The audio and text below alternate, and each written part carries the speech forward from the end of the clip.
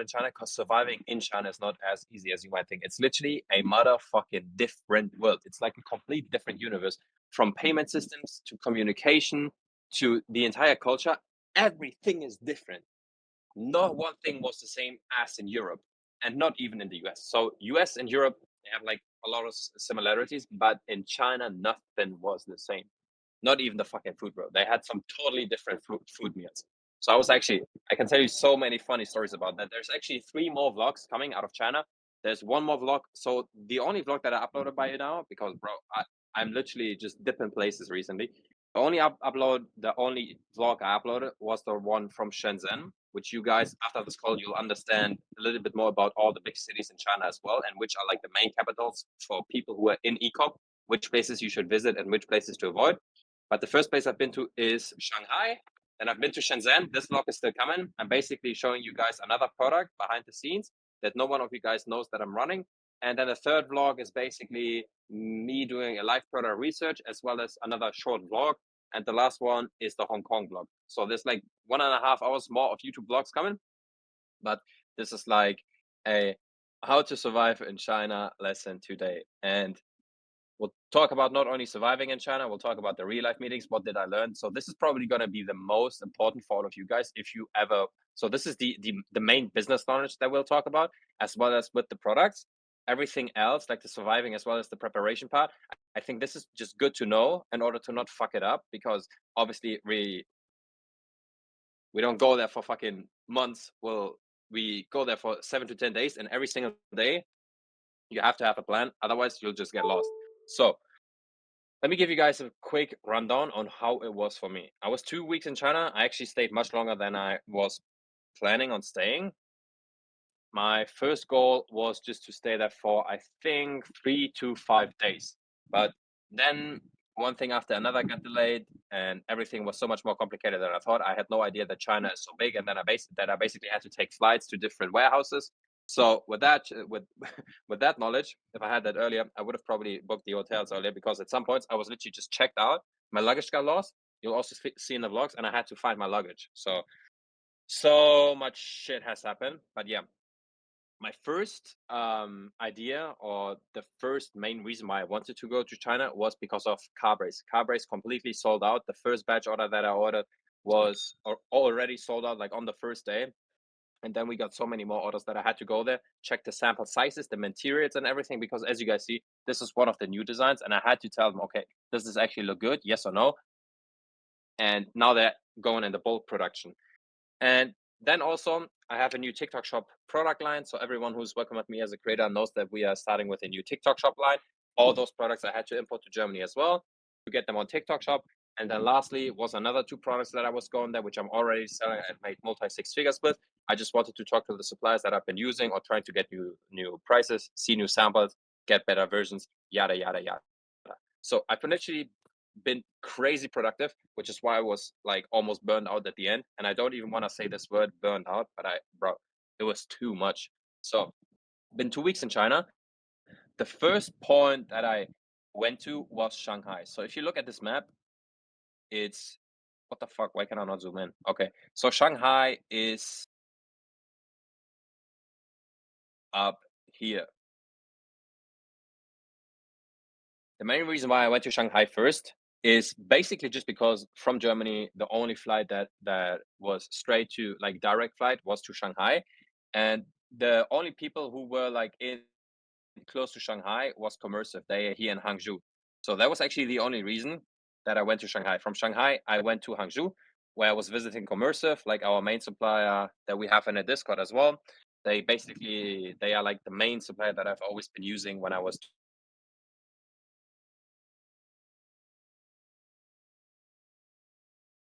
story. I was literally waiting 10 hours at the airport because there was a fucking typhoon going on, and the plane literally wasn't allowed to start.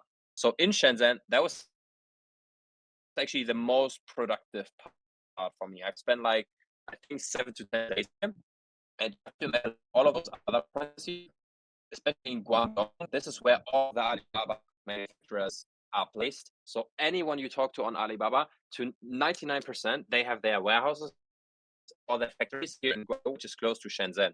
And Shenzhen is known to be the most technological city in the entire world. So I was actually super hyped to go there. And it was cool.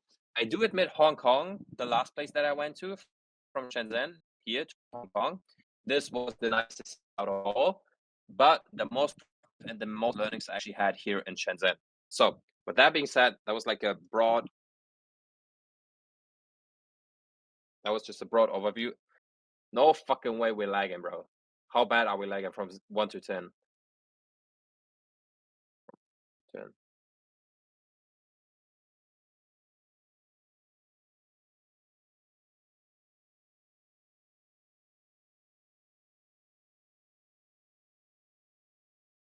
3, 5. Oh shit, bro.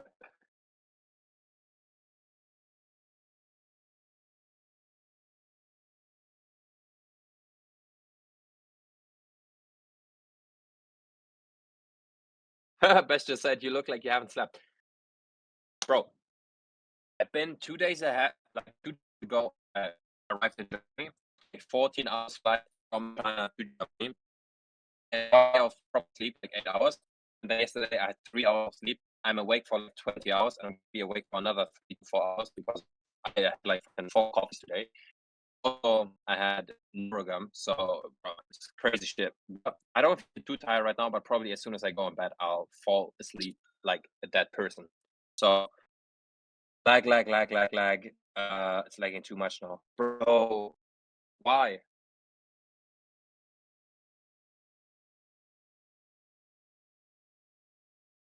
Yeah. I'll read the chats, hoping that the Wi-Fi is gonna get better in a minute. It's fine. We can understand 85%. Okay. One more story before we go back to before we go back to the topic. Lagging for me too, bro. Fuck. I literally bought extra fast internet for my phone for Greece. Apparently, it's not working. Fuck German internet plans, bro. So, today. I was at the airport and I had 5 phones in my backpack. The fucking police literally came to me and they thought I'm a fucking terrorist, bro. And this was not some easy shit where they just do like 1 or 2 checks on my luggage. They were literally talking to me like for 5 fucking minutes, a million different questions. I was actually shaken, bro. I woke up 3 a.m. Then I have to explain myself to the fucking police. I was just like, bro, what the fuck is happening right now? So back to the topic. Seems that the lagging is gone. So let's get right into it. First things first, preparation. So I had a goal when going to China, which was basically giving the big bulk order for Carbrace, checking the samples, getting the TikTok Shop products, as well as getting for the other product that I'm already selling on TikTok Shop, where I need to buy more stock, getting better versions, getting newer versions, new updates, better prices, whatever, whole 9 yards. So with that being said, I actually knew there was a ton of different meetings that I had to attend to. So obviously planning is key. Otherwise you'll get lost, bro. I was planning everything and I was still lost. Like you have to keep in mind, I don't even know how to describe it to you guys, but it's a different world. You can't communicate with people. You can't reach it. Everything is in Chinese. If you don't have Wi-Fi, you're completely cooked, bro. I was living life. This was probably the hardest life mode I've ever lived. Like I was playing life on giga difficult level. So if you don't plan, if you're not prepared, you are completely cooked. So talking about visas, for me it was actually super easy. Like obviously always when you travel, you need to get a visa. I luckily have a German passport and the German passport is like one of the best passports you can have. You can literally travel so many places. And if you want to go from Germany to China for like we do have some German viewers in here right now as well.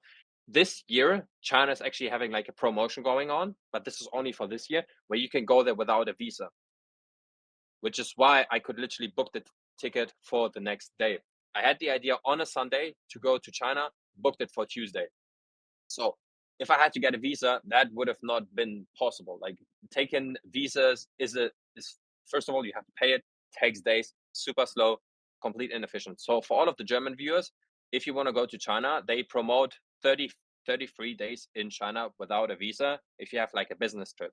So how, because at the immigration they were actually asking me like, are you here for business? I did say yes, and you have to show a business letter. A business letter you can get from your supplier. So that's why you need to be prepared. Already talk to a few suppliers, get some meetings settled, and then tell them, can you please send me a business letter? In this business letter, they mention like different things, like, hey, thanks for visiting us, yada, yada, yada. You print it out or you have it on your phone. If the immigration center is asking, yo, what are you doing here? You can just show them here, I'm here for business, because they also want to see the address. That's one thing that is very important. Otherwise, you will get a lot of trouble. You will get in a lot of troubles at the Chinese immigration center. And if there's one thing I can tell you guys, there's no jokes in China when it comes to like security and shit like that.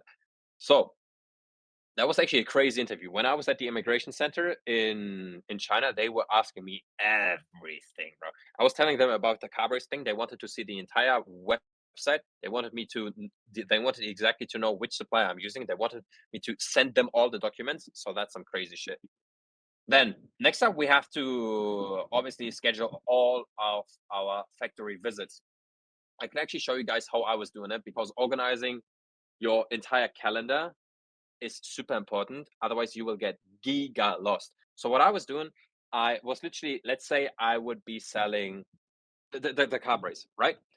I would be texting 50 to 100 people on Alibaba, telling them like, yo, I have a product. I want to get new samples, new ideas, new prices, whatever. Can I come to your factory? I'm next week in China. Can I come visit your factory? And all of them pleasantly, like they want you to see the factory. They are super proud about it. They want to show you the behind the scenes and everything, which is one thing I totally loved about China. Like everyone was super open. In Germany, if you would want to go to a factory, they would be like, no, you need 5 business letters, authorizations in order to visit their factory. In China, it was literally just a few messages. You go there, they show you everything. You go out, you go eat dinner with them. Everything's super chill. It's super cool. The only part that is super important for you is that you schedule everything. And how I was doing it is basically like that. So this was my schedule per day. I was scheduling 3 meetings. Per meeting, I was taking 3 hours. And I think that is actually a very good spot. 3 hours is a sweet spot. You could, if for the first day, if you would go to China now for the first time and you schedule meetings with suppliers, I would do first day 3 hours per meeting, and then on the next days you can do 2 hours, because on the next days I felt like 3 hours was a bit too long, because it's obviously the same questions over and over. So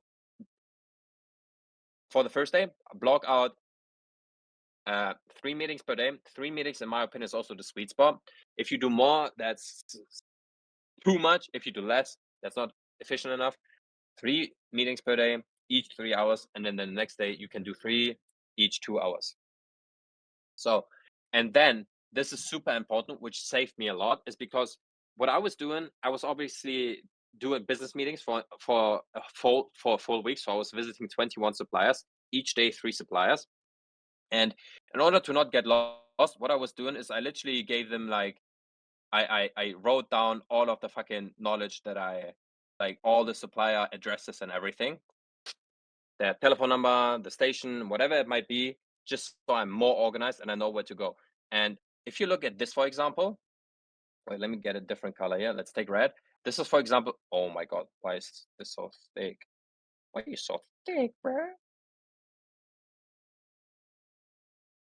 Yeah, this is supplier number 1, right? We're looking at this one, and it mentions the address right here. By the way, you always have to save the Chinese address. The Google is not supported in China, so you can't do shit with Google. You have to use the Chinese apps, which is something I'll talk with you guys about here in the surviving tab.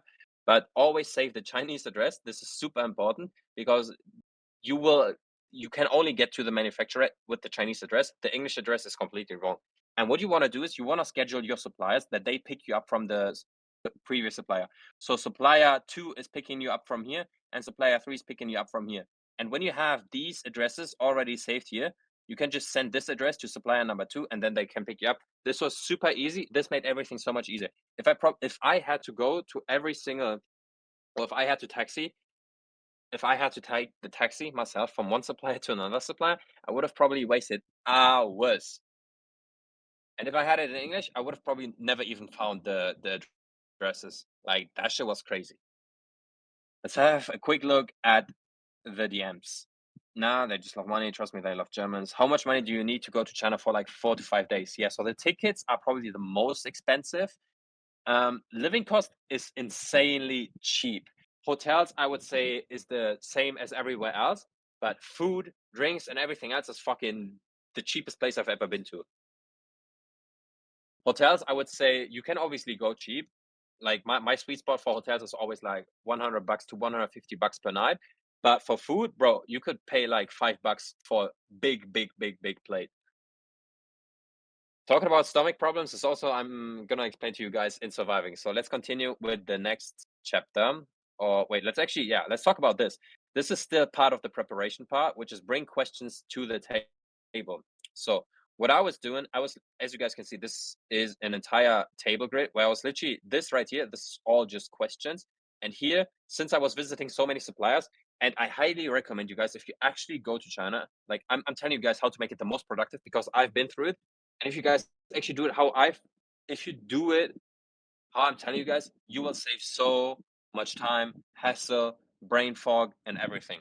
So right here, you ask for all of them. You just add like the normal supply info, so you know which business meeting this is about, and this is basically like a big uh callback list, like just a big history of what you've been talking about with them. Here, for example, was questions like, okay, how much stock are they asking for? What's the price for something? And then I was writing it down here. And now I have like 21 different lists. And trust me, I'm now still going through all of them.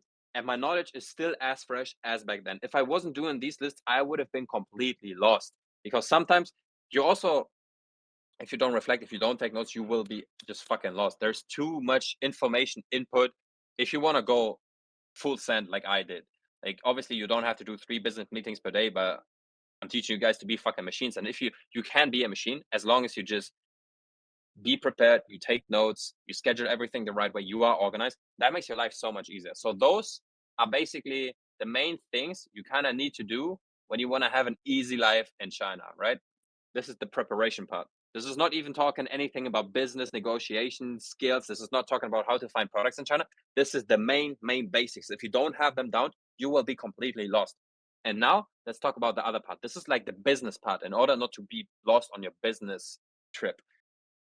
Now let's talk about the living shit in China because you can get hella lost if you don't adapt to their culture. So that shit was actually stressing the fuck out of me. So I arrived in China one day before when I was in Germany. I was watching a YouTube video, like a YouTube vlog on how to survive in China, and this dude was saying they don't accept Apple Pay, credit cards, and no cash. I was like, bro, how the fuck am I supposed to pay? You will pay with a QR code, and let me actually show you guys how this looks like. So you have you in China you use 2 apps, Alipay as well as WeChat, and both of those apps, those are not just Apple Pay apps. Within this app, you have like a shit ton of different things. It's almost like Uber. Like you can get taxis, you can get food restaurants, you can pay. And how it looks like is you have this QR code, which looks like this, and then you hold it on top of like the cashier machine, and this is how you pay. And also one more very important thing about that is if you connect with your suppliers on either WeChat or Alipay, this is like their WhatsApp. If you ever struggle with your suppliers to get fast replies, it's because they're not using it, and it's also because they cannot use it. You have to keep in mind, I thought with VPN it's easy to use all of those Google apps and all of those American apps. Bro, I had to I had to try 10 different VPNs with different Wi-Fi settings in order to start using all of those apps. So it's actually super difficult for Chinese people. They are hella restricted on everything. I mean, Dubai is already next level when it comes to restrictions, but China is 10 times worse. For the first days, I was literally not able to open up Discord, TikTok, Instagram, WhatsApp, nothing. So if your supplier is not replying fast to you, you need to connect with him on WeChat. Anyone can download WeChat. WeChat is basically just like a normal app. This is like their WhatsApp. Let me show you how this looks like.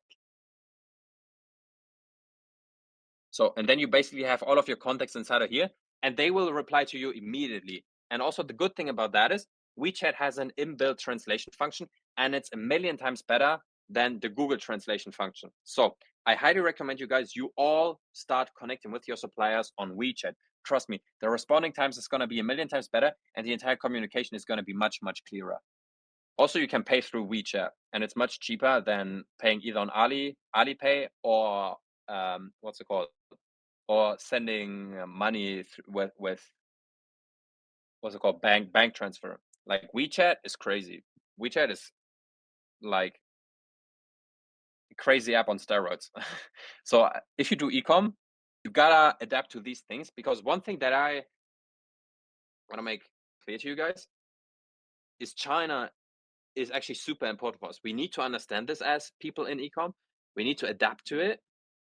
And the more we adapt to it, the more efficient our entire system is going to be. So I'm actually super grateful that I got all of these experiences, because before that, I was not even thinking about those things. I was like, what the fuck? Why the fuck is my supplier taking so long to reply? And we just think, okay, they just don't check their messages. It's because they are not able to open up WhatsApp at some points. So that's the first thing. Let's go back to the Miro board. Talking about payment methods, we just talked about it. You gotta use either Alipay or WeChat. Like Apple Pay, credit cards, cash is not allowed or it's not used in China at all. Their daily apps, as mentioned, is WeChat and Alipay. And one thing you gotta do is get an eSIM or a normal SIM card, whatever you want to get, before you go to China. This is the easiest setup, because as soon as you land in China, no one speaks English. No one speaks English. If you want to get an eSIM, bro, you gotta be fucking doing some hand gestures. When I was in Shanghai for the first 3 days, I think, I wasn't talking a single word English. Nobody understood English, which is why I was so pissed. I couldn't read the food menus. I couldn't talk to anyone. I couldn't read shit. This was super annoying. So, and if you don't have internet, you can't use Translate. The only way I could survive, like I saw this in a YouTube video as well, is when you have like Google Translate, you talk into it, and then Google Translate translates it into Chinese. This is like the main way how they communicate with foreigners. Chinese people are super, super proud, and they like, some people, even if they could speak English, they won't speak English with you. They're actually much more arrogant than French people. Like, I thought always French people are fucking losers for not being able to talk English, but Chinese people are a million times worse. So, business card exchange ritual is also one thing. By the way, I added a few points here that I kind of also here talking about offering small gifts, which is something we'll talk about later. Those are things that I kind of regret in retrospect that I wasn't doing. But obviously, I want to give you guys the full 9 yards on how to be the best version in the future. So I was not doing this, but afterwards, obviously, I did. Bro, obviously, I made a shit ton of mistakes in China. I'm not even trying to pretend like this was a smooth business trip. As I told you guys, this was complete life on hard mode. So, business card exchange ritual is something I've heard before, even when I was at Enterprise, but this actually gave me like a real life flashback. So, I was at one supplier, and basically, if you go to China or if you're planning to do any business meetings, get some fucking business cards, bro. It's gonna take like, this is why you have to think ahead. Like, be on top of your game, know what you're doing, and always be organized and prepared. If you just take fucking 20 business cards, it's gonna, like, you can get those pre-designed. It's probably gonna cost you $5, but the respect, the confidence you get with it, and the appearance is impeccable. So get a business card, because I was actually ashamed at one point when I was going on. I think it was on my first day, the second business trip that I had. The first one was super unprofessional, but the second one was actually super professional. So she came to me. She introduced the entire company. I can actually tell you guys how it looks like when you get pitched, because that was crazy. That was my first time I had this experience myself as well. I was just like, holy shit, I feel like a fucking Bucci here, and she's like pitching her company to me. And then she exchanged her business card with me, and she was asking me for my business card. And when I said, sorry, I don't have it, everyone in this room was just looking dumb at me, like I was a fucking dumb ass shit. I was like, fuck, bro, I actually fucked up. And then later on, I did some research myself, and it's like a ritual that you have to adapt to as well, which is like a, how do you say, like a mutual exchange. So, let's talk about the business meeting in the next lesson. For now, let's finish the surviving lesson. Because Noel was also asking things to avoid, for example, sensitive food topics, sensitive topics like talking topics when talking to them, and food. So one thing I learned is,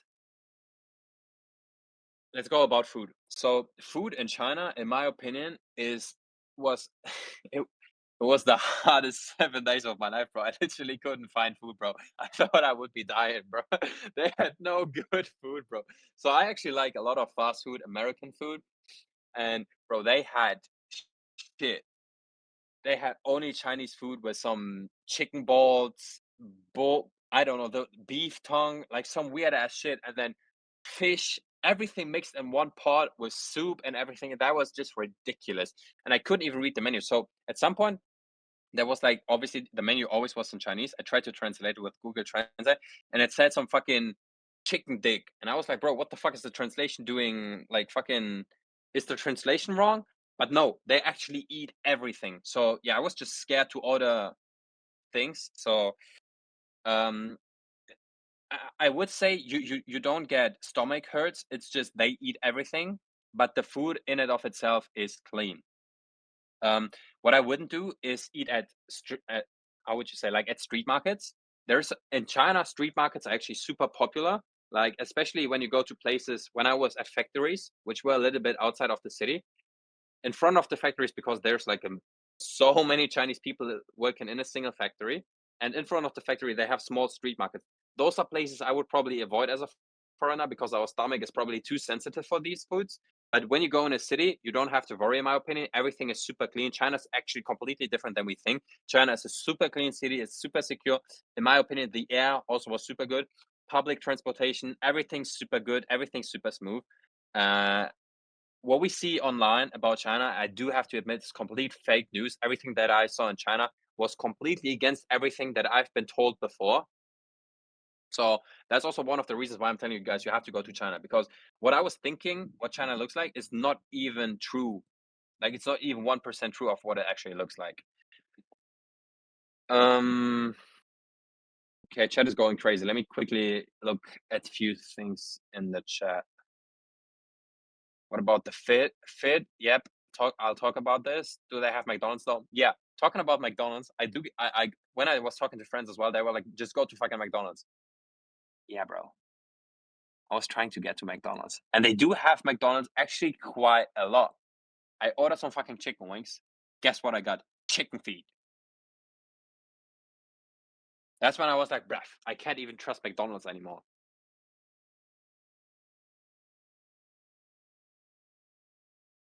Yeah, that's what I'm telling you guys. Like the menu, even at McDonald's, was not English. So, and then the translation, Google translation, is so bad that it was literally saying chicken wings, but I got fucking those 3 feet chicken feet, bro. And Gabriel is asking, did you notice cameras in the city? Yes, you notice them everywhere. There is cameras everywhere. In Dubai, there's a lot of Overwatch, but China, every single sign that you cross on the street, you get a flash. They track you on every side, like on every road, which is insane. But for me, I actually never had on probably will never have a problem with that because I'm not a criminal. I like a safe. At some point, when I will be wearing very expensive jewelry, I want to go out with that outfit, so I don't have a problem if I'm being tracked from where I go. So that's not a problem to me at all. So yeah, and I don't even like. Yes, you notice it for the first day, but then you just kind of forget about it, and yeah, it actually makes I feel I kind of love it because I feel super safe in Dubai. I know at any point of time I can go through the darkest city or the darkest street. I'm gonna be safe. Same thing as China. China is super fucking safe. I would say China and Dubai, they're like the same safe level, which is crazy. And because I grew up in Germany it's completely different. So I'm always like, sometimes I do try to avoid, like, obviously because I'm street smart, I try to avoid like dark roads. But in China, everything was super safe. People are super nice, and on top of that, um, fuck, I forgot what I was about to say. Overwatch, China, yeah, they actually told me, the people I was talking to, is China safer than Germany? Yes, bro. Yes, by far, bro. Germany is one of, yeah, Germany is super dog shit. In China, they can solve any crime within less than 24 hours, which is why there is no crime. So that's crazy. Okay, back to the Miro board. Communication basics. Guys, let's make this a bit more interactive. Tell me, what would you think if you would now go ahead, you meet your supplier for the first time? What are like some communication basics or some just some basics when you introduce yourself? Okay, W Leonardo, that's right. Ni hao, yes. The taxes in China. Yes, there is tax in China, but I think like that's also super complicated. 20% roundabout.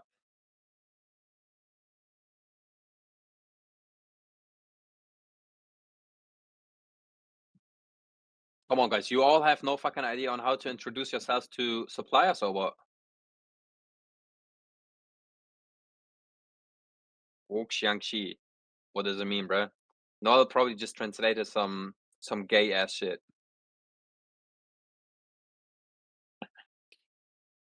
Okay.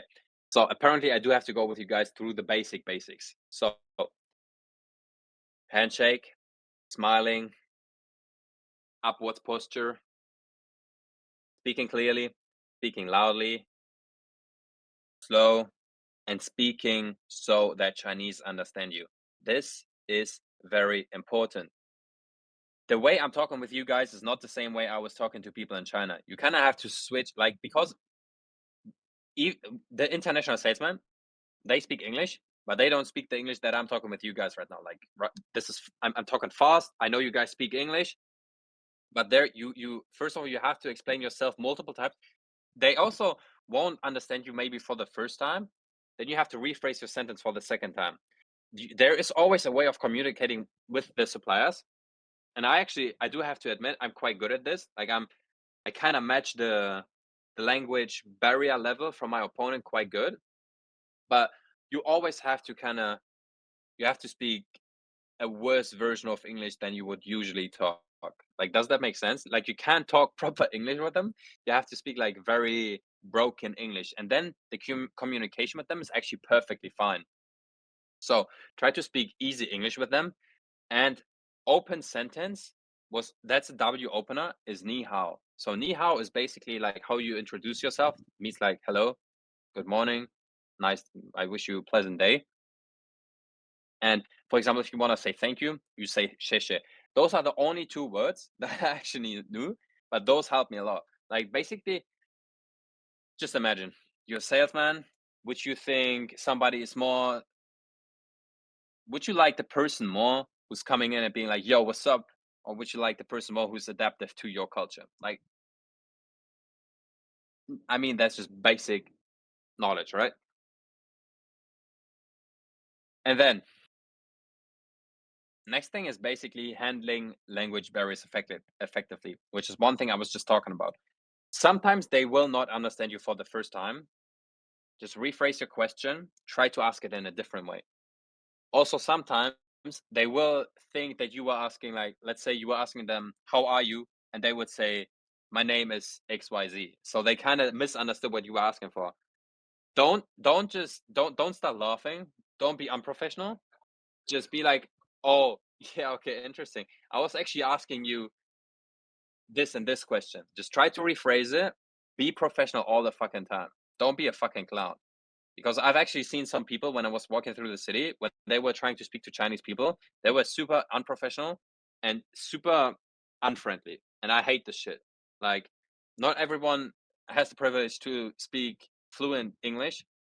So repeat yourself, ask the same question again, and then you'll get the answer. Which is also the perfect transition to point number two. If you ask them a question, like sometimes they do want to trick you, especially when you talk with them about specifics. When you ask them a specific thing about prices and they try to dodge your question, be dominant and be stoic enough to get your answer for this question. Because that's something in the beginning I was not realizing myself. So let's actually go over to this part now, to the business knowledge, real life meetings. I was asking sometimes specific things about a specific update, and they were just trying to bullshit their way around it. And I was like, for the first two meetings, I was like, okay, maybe there was some communication barrier. But then they kept doing it. I was like, bro, there's something wrong. So there is a lot of suppliers when there is some sensitive topics.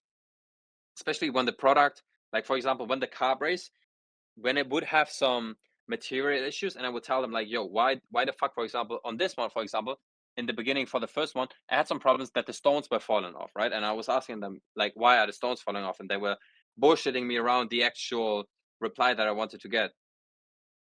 You have to be, if you ask them a question which you need the answer for, like ask the question so many times until you get the question for it. And don't feel unprofessional or feel stupid. Like this actually, in my opinion, this shows dominance because you actually want to know the reply to your question. Because if you're a fucking pussy and you pussy out and you don't get the replies, they always just bullshit you. And I don't know if they were trying to do this just on me because I was by myself and I was like, obviously I'm super fucking young. There was like big companies as well, like big teams, for example, from Audi and in one of the other companies that I visited, and they were like 5 6 people. Obviously, it's easier to bullshit me rather than if you're with 5 6 people. So be dominant.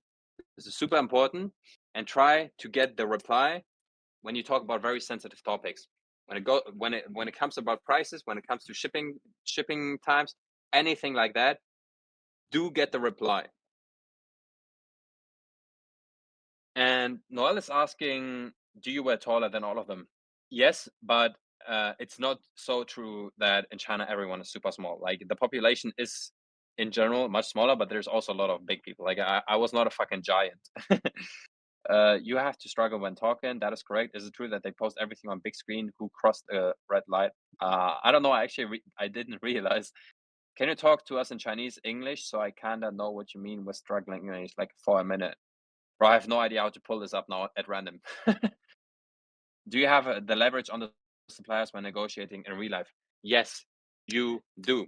But that's also, so let me go back to the lesson so we don't drift off track too much because I'm actually talking about all this now. So, first things first, I just told you guys on how to introduce yourself, what are the communication basics, and how to communicate with them. One thing that is very important, you've seen it probably all over social media, bringing small gifts. If somebody meets Andrew Tate, he brings him a gift. If somebody meets, I don't know, Nathan Azareth, another ecom dude, or Breskets, they always bring each other gifts. It's the same with Chinese suppliers, which I fucked up big time. Should have brought them just some small chocolate, just something small to show attention. Nope, fucked it up once again. This, as well as the business card, was probably my two biggest mistakes I made in China, I would say, when it comes to like just adapting to their culture and being a professional businessman. Because at the end of the day, you will get better prices the more professional you look, the more professional you act, and the more friendly you appear. I mean, guys, at the end of the day, and this is also the same for me. I was talking to a lot of suppliers, especially for one product. I was visiting 10 different suppliers. They all sell the same product. They more or less have the same prices. Who am I going for? I'm obviously going for the person who I vibed the most with. This was the person who was super nice. He was vibing with me. They brought me food, drinks, everything. And it's the same the other way around. They will give me better prices. They will respond to me more if I am the nice guy, if I was the guy who brought them XYZ, right? It's just basic knowledge. So then this is something that Noel was asking about. Can you always get cheaper shipping prices when talking to suppliers? Yes, but suppliers are actually, I always had this evil thought of suppliers that they want to scam us or some shit. It's actually totally different. At the end of the day, they're just human beings as well. The more money you make them, the more money they will save you. It's as easy as that. If it comes to products, and I was talking to people about MOQ, I was like, can we do it cheaper? It was like, yes, just order more. And I mean, it's basic business. The more money you will make them, it's the same with our customers. If our customers on our Shopify website buy more, they save more. It's the same with the suppliers. Same with the shipping prices. If you have more orders, they can give you faster shipping, cheaper shipping. If you give them higher MOQ, you will get cheaper shipping. So yes, in real life, you can negotiate this as well.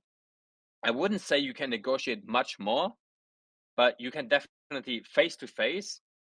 You can just communicate faster. It makes communication much clearer, which at the end of the day, if it saves me time, that's already, if I don't like, if I launch a new product, usually that takes fucking probably a week or some shit, just going back and forth, then ordering some samples. But if you're there, get a sample first day, that's like already saving you time. So if you can save time, sometimes it's better to save time rather than spending money. And it's better to build a genuine relationship with somebody you trust rather than saving like maybe 1K or so, right? Because we are all here for the long term. Nobody is here for short term. If you build a genuine long term connection with your supplier, with a specific manufacturer, you will, first of all, you will make some genuine connections for future products, for new networks. It's, you guys are thinking a bit too small if you're just like always thinking about how can I get cheaper prices, which is what I was thinking before China as well. But this entire e-com world is so much bigger and the potential is so much bigger. We are so small fishes, guys. We're just doing organic dropshipping, trying to get cheap prices. There is so much more. There's offline business, there's online business, there's different things in online business, there's fucking different marketing channels, there's different products with different products, there's different niches. This entire world, we fucking peanuts, bro. No, I was asking, how did your mindset switch after this business trip? I realized that I'm a fucking small fish, bro. And that this world is like, there's so much more money out there and so many more things that I have to learn besides just marketing. Like, I'm a G at marketing, but when it comes to negotiation, building networks, talking to people, those are all things I know about that you have to build. I just have no clue. I have no skills about that, which is the first time in China where I kind of was learning these things. So this was actually crazy experience, networking, talking to people in real life, how to act in real life, how to talk business. Crazy. I think this is something I already mentioned, and this should be basic for everyone, like appearance, smiling, clothing, handshake, and dominance. About the clothing, I think Will was asking about that. There's two different opinions I have on that. Yes, you should have proper clothing. Also, at the same time, you shouldn't be faking it too much, right? Like, be authentic, be natural. And especially for me, like, I'm a cool guy. I feel more comfortable and I can talk much more comfortable to people if I'm not in a fucking suit and 40 degrees. But I can talk better when I'm in shorts, t-shirt. Obviously, I wasn't there in fucking tank tops, but I still had a shorts on. And at the end of the day, if you're a cool guy, the outfit doesn't matter, right? That's my opinion. If this entire thing of thinking you have to go there in a suit, yeah, I was thinking about that as well. In retrospect, I didn't need it at all. I don't think it would have actually gave me so much more leverage in specific situations. It, it's cool, yeah, but that's more something that people do when they work in a big corporation, or they work in a 9 to 5 and they have like some, what's it called, like business dress code. I don't have that, bro. I'm self-employed. I'm my own boss. I can do whatever the fuck I want to. I was actually meeting some guys, like six, how would you say, like sales managers from Audi, and they were wearing all like business suits. But there's also like a big company. My standard fit for my day to day is like this, like shirts and mesh shorts. When I was in China, I was wearing like normal t-shirts, white or black t-shirts, and then a short pants, but like not tracker pants, like jeans, short jeans. So what did you give them? Bro, I didn't give them anything. That's what I told you. That was one of the things I fucked up. Did you check out some other products? Yes, sir. Yes, sir. I'm also going to talk about products in just a minute at the end of the call. There's an entire thing here about products. You guys have no patience, bruh. Zero patience. Let's get back on track.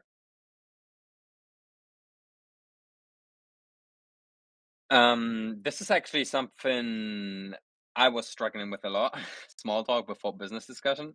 First thing I was doing is literally, especially for the first meet, like obviously I got better the more business meetings I attended. First business meeting, I went and said, I was like, yeah, okay, let's talk business. How much is your product price? Bro, she was flabbergasted when I was asking these questions. She was like, yeah, okay, do you want to drink something? Do you want to sit down and shit?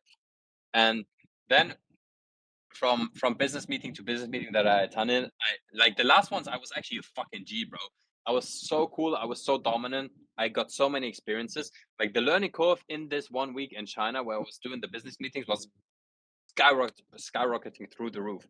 And usually how it goes down in business meetings, Like you talk to them on Alibaba or WeChat, you schedule it, they pick you up, make sure they pick you up, then you can actually ask them for anything. You can ask them. In the beginning, I was a bit shy, but they are happy to give you coffee.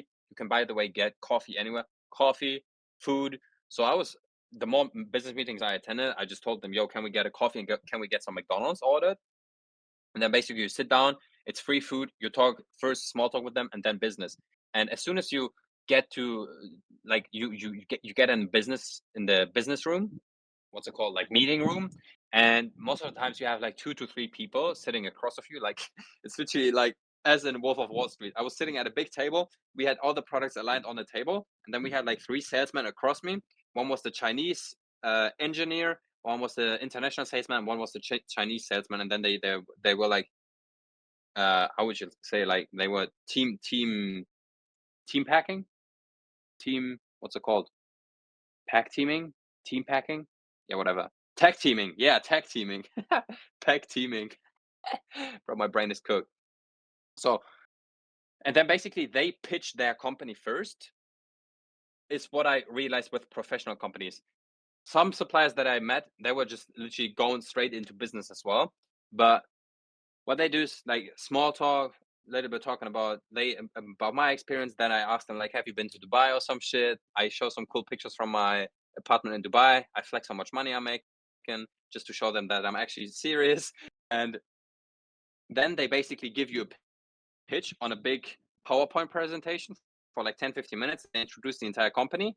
And what was very interesting is in this presentation with professional companies, they already replied to all of your questions that you had for certificates. How many products can they produce in a day, in a month, what their prices, what new products are coming. So that was actually super interesting. Whereas this was one thing that I appreciated and that I learned from the professional companies. Every single time when I was visiting an unprofessional company and they weren't doing this, I was a bit like, do I really want to work with them if they are not even pitching their company to me? So that was really cool. And then basically you check out the products, you ask them I was asking them the other questions that I had. I was testing out the products, and then I was basically asking for a factory visit, which is very, very, very, very, very, very important, guys. In China, and I had no idea about that, and I almost got giga scammed. And this is, I'm not even talking about this about my YouTube. So this is very interesting for anyone who's got big numbers in mind when he goes to China. So in China, there's a lot of scamming people actually. They pretend they are the factory. Like obviously we want to be working with the factory, because if you work with the factory and let's say you want to do some product adjustments, like for the car brakes, obviously I want them to do it because it's going to be the fastest, communication is going to be the fastest, and it's going to be much cheaper. There are some people who drop ship in China, but they pretend they are the factory. So you have to ask them, and you want to see their factory. If they don't want you to see their factory, they are bullshitting you, and they are some fucking Chinese scammers. And this is apparently quite known in China. That was actually for the first dude. They were not showing me their factory, and I didn't know. I was not even asking. But then for the second dude, he was like, "Yeah, did they show you the factory?" I was like, "No, I don't care about the factory." He was like, "Yeah, you should do it because otherwise they will scam you." It's like, "Oh, interesting." So that is also very important. That's always how I kind of ended it off, just by like a room tour of their factory, and it was actually super interesting to get the behind the scenes of all of this as well. And yeah, this is basically the same as here. Questions to ask, like in the meanwhile, is like the same as here. Just I had, so when they were pitching me everything, I was just taking my notes in the meanwhile because I thought it just looked professional. And one thing that is very important as well is learn to listen. So less talking, more listening. Especially with professional companies, they will tell you everything and even more that you even need to know. When, yeah, okay, I'm leaking it anyways on YouTube, like the lung tank, for example, that I was running. When I was talking to them about this product, they were telling me everything, questions I didn't even have in mind. So sometimes you just gotta spark, because obviously supply. I told you guys, Chinese people are super proud about everything. They are proud about their business. They are proud about their products. They are proud about their supply chain, about their history, about everything. So just let them talk, bro. Like I got so much information, I can't even remember everything because they told me so many things. That's insane. So learn to listen. Don't interrupt them all the time. By the way, never interrupt them. That's basically that's for life. Never interrupt anyone who's talking. I hate when people interrupt me. That's super unprofessional. And just learn to listen and take your notes. And how to spot red flags during a visit. That's actually also super interesting. First things first, if they don't have a factory, that's a red flag. If they ask you all like I'm super honest with them. I was telling them, look, I'm visiting different suppliers. I can't be said I can't I won't be sending you money now. I'm doing my list right now here. And then after a week, when I'm done, I'll check all of these things. Maybe I'll come back with some questions and then we can talk again. If they always just ask about your competitors, that was a super red flag all the fucking time. If they dodge your questions all the fucking time because of quality issues, that's a super red flag. If they don't have specific, so for one product, which is a technical product that I was selling, I was asking them, how high is your defective rate? So let's say I buy 1,000 units, how many of those units are gonna be defective? If they said more than, and obviously if I visit 10 suppliers, and the average is 1%, and you have some suppliers who won't reply or be like 5 to 10%, that's a super red flag because their quality is not good. And the next thing is documenting basically everything. Like I was always taking notes, I was always taking photos, pictures, videos, anyways. And let's talk negotiation strategies. This is super interesting, and that was actually super funny. I would say I'm a super good salesman. Probably just because I was working at enterprise and I was trying to sell to people and negotiation and everything. And also Greek people just know how to talk and kind of negotiate. And one thing that is important is not being rude, but making disrespectful orders, I would say. So let's say they were asking me to put 10K down for car brace. What I was saying is, yes, sounds good. Let's do 5K. Like super disrespectful order. And they were like, bro, what the fuck? We can't do it. And then you talk shit, you do this, you do some math on a fucking calculator, and then they will be able to maybe do 10, 20%. If you're a fucking pussy and you'd be like, uh, can we do 9K and free shipping?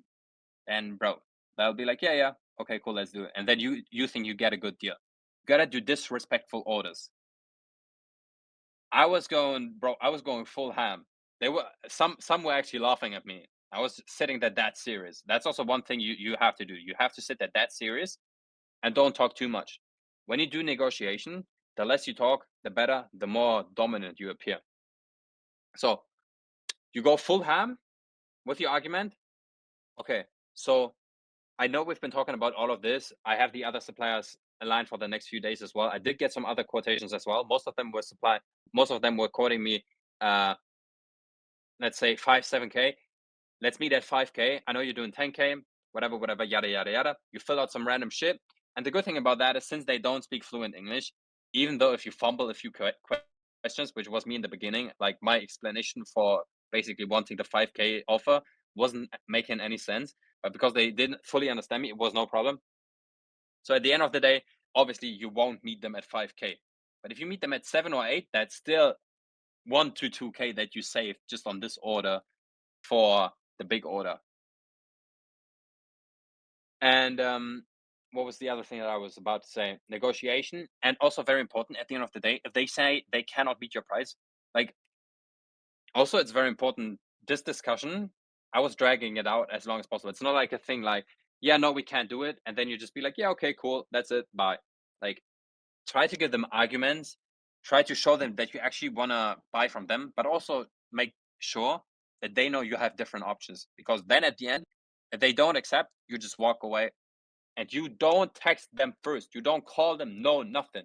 And I was under a lot of pressure, bro. I have a shit ton of unfulfilled orders on Carbrace right now, or back in the days when I was trying to place the big order. And this was the only supplier I was actually talking to. I was bullshitting them mad, bro. And I was, I had a lot of time pressure. And my big mistake was probably also making too clear that I was wanting to work with them.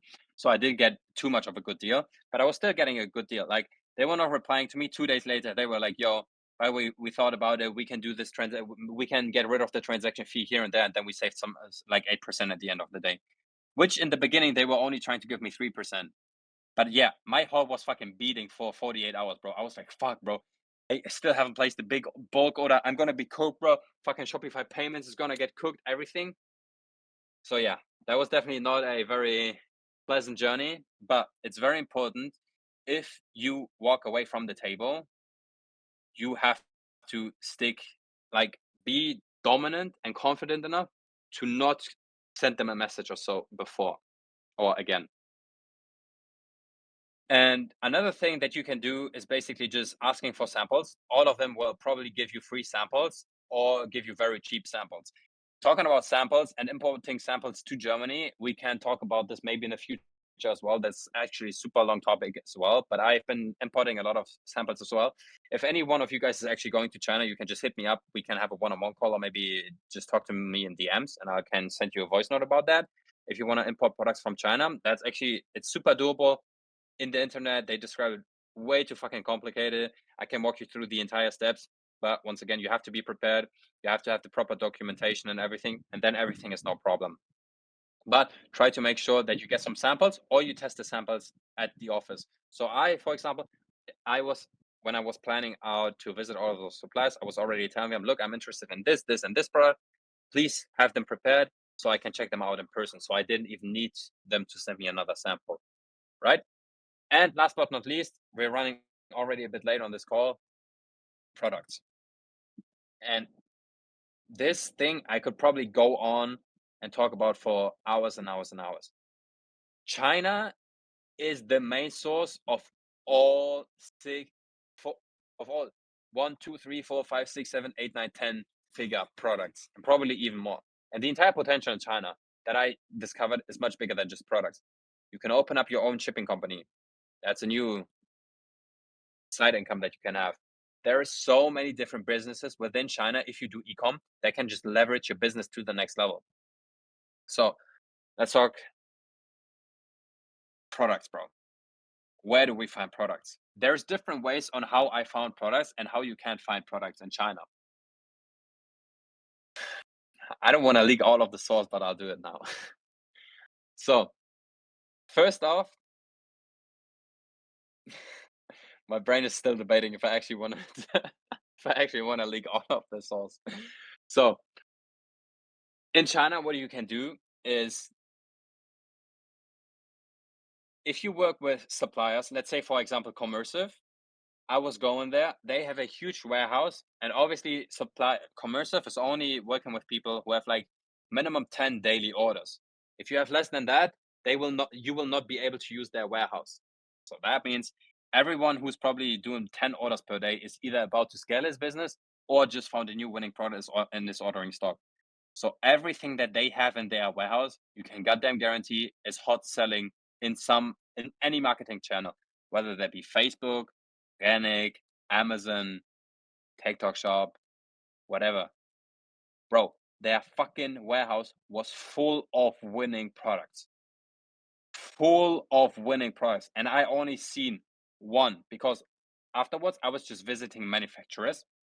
But if you go to China, I know so many suppliers. I just didn't visit them because I don't know. I was just too bored and I didn't think of it in the first place, to be honest. You could visit Commercive, you could visit William, you could visit Jack. Jack is also somebody we have in the Discord, which is also another product sourcing. I'm gonna tell you in just a minute. You just go to all of them. They all have warehouses, and you just check out their warehouses, bro. And they don't give a fuck. Obviously, they won't tell you about this on WhatsApp because that's like sensitive data. But how does anybody of those competitors want to check if you're actually in their warehouse and you just go through there and you check out some products, right? So you can contact them and ask for products. No, that's exactly what I just said. They will probably not do it on WhatsApp because they cannot leak any of the other clients they're working with. But if you go there, you get an insight for sure. So the next thing you can do, which is goaded, which I will do next time. So I'll go probably China in September again to the Canton Fair, which is another product sourcing. I'm gonna talk to you guys in just a minute. Like there's so many different things, bro. I saw so many products that I'm actually overloaded. First method is visiting supplier warehouses. Second one, like the ones that you're working with. Second one is, if you have genuine connections, which is why I'm telling you guys, networking is very important. Jack, for example, the dude in our Discord, if you make him a shit ton of money because you're giving him orders, obviously he's making money with that as well, which is what we're doing. He's more than willing to see you growing as well. I told Jack, bro, that we are gonna make some 6 figures very, very soon. Guess what? Jack invited me to go through all of the warehouses that he knows in China, and we can find some new products. So if you have somebody that you are really, really close with in China, one of your agents, bro, he's gonna carry your ass and he's gonna fucking feed you with winning products. Which is why I'm saying use the resources that we have, especially in this Discord. Like Jack literally bumped up, like he was already super cool with the prices he gave me before, but when he told me that, I was like, rough. I'm coming back 1000% in September, and we'll probably do a week just visiting different suppliers all over China, different warehouses and everything. That's how you actually find crazy winners. That's not how you find some 6-figure winners. That's how you find some crazy big winners behind the scenes. And then the next thing that you can do in China is like you have online and offline business. You can find so many products offline, like in real life, in real life markets. Like for example, Huaxing Bay, where I've been. You guys probably have seen the real life product research that I was doing. That's only a very, very small snippet of what I was filming. There's so many more places that they have. They have the Canton Fair. They have online Taobao 1688. They have so many products, bro, that you are actually overloaded on products. So you can find products everywhere, which the harder question should be, how do you find them and what are the main criteria? Because I'm gonna be honest, I was overflooded on products, especially when I was in this big mall. I had no clue where to even start looking first. The main criteria I'm always thinking about, since I'm still in the transition from organic towards being a TikTok shop seller, is can I come up with viral marketing angles? Yes, then that is already pretty good. Then the next one would be, would I buy this for myself or for friends? If no, the conversion I can already estimate is quite low. If yes, and this is even in a very niche, specific niche, which is very passionate, and the product in and of itself has some intrinsic factor and high perceived value, then that is a winning product. And those 3 to 5 points were the points I was always thinking about when I was going through these malls. You can't be thinking about like too many niche things, right? Like there's so many things at the same time that you also have to make fast decisions. At the end of the day, for organic, if you want to find products, can you go viral with that? Can you think of a lot of marketing ads? How does it convert? Would you buy this for yourself? Those were like the 2 main questions I had for myself all the fucking time. And when I wouldn't buy this for myself or for my friends, I wouldn't even consider it.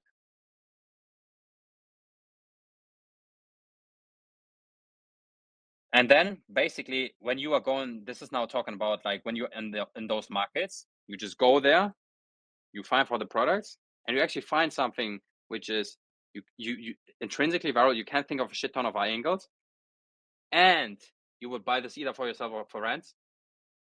Get a pitch, bro. They they will tell you everything you need to know about this product, and when they can sell it to you, you should also be able to sell it to other people as well.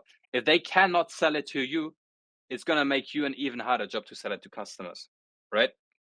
If they can impress you so much that this is a good product, that's all you need. If I'm sold on the product, I can sell it to the customer as well. If they have a hard job selling it on me, I will have an even harder job selling it organically to other people as well. That's it. What does a pitch mean? A pitch basically means they introduce their product to you and they try to sell it to you. For example, the word elevator pitch is quite known in New York, for example. Like in New York, there's a lot of business meetings and a lot of stock exchange and a lot of young entrepreneurs who just try to elevate a pitch to other people. So that means big businessmen, they are in their elevator and some young man just comes inside. They have like 30 floors, 30 seconds, and they get an elevator pitch. So within 30 seconds, they pitch their entire business idea. Like, yo, I have this business idea, this, that. At the end of the day, I need this and that. Do you want to run business with me? That's what you call a pitch. An elevator pitch is like a really known word in the entire business world. But yeah, that is it, guys. This is the end of the call. I'm also fucking, as of now, I'm super fucking hungry. I've had no fucking food today. This Miro board looks looks worked through and walked through. Damn. W call. Nice. I like to see that. I actually wanted to do this call just for myself as well, just to reflect, because I there was so many things, and till this day, I'm still in shock. I highly recommend anyone going to China. If you go to China this year, if you're planning to go to China, make a smart move. In September and August, there is the Hong Kong Fair and the Canton Fair. Both of these ones are super popular. These are like if you've seen the live product research with the mall, those ones are like a million times bigger with even more new products, bigger suppliers, better prices, and everything. Look up, I'll tell you guys in the chat, Canton Fair and Hong Kong Trade Fair. I was actually invited to both of these, so I'll probably go there. And yep, I highly recommend going there. Everyone who made 6 figures before that, you can still do it for the experience, but after 6 figures, it's truly going to have a big leverage on your business. I actually think it gave my business and my business knowledge probably 20 to 30% like increase now. So 7 figures this year is definitely doable. But yeah, let me actually film something for my Instagram story, guys. Stan the motherfucking W's in the chat. Gotta flex on the broke boys that we have a W community, bruv. Let's go.